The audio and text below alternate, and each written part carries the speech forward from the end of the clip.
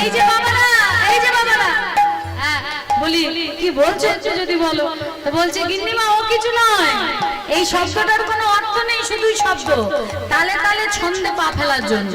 তা আমরা এই শব্দটা করে কি করি, ছন্দে ছন্দে পাটা ফেলি। হ্যাঁ, তাহলে আগে পরে করবে না, কারণ চারজন যদি চার রকম ভাবে পা ফেলে পালকিতে যে থাকবে সে তো উল্টে পড়ে যাবে। তাই আমরা ওই হু হু না শব্দ করি, আর ওই শব্দতে আমরা ছন্দে ছন্দে পা ফেলি। গিন্নিমা বললেন দেখো বাবা, বদনে যখন হু হু নাই বলছো তখন একটু গৌর নামটা যোগ করে দাও না বাবা, তাহলে কি হবে, পথের কষ্ট দূর হয়ে যাবে এবং দূরের পথ কাছের মনে হবে। তা আজকে পালকি বাহকরা বলছে কি,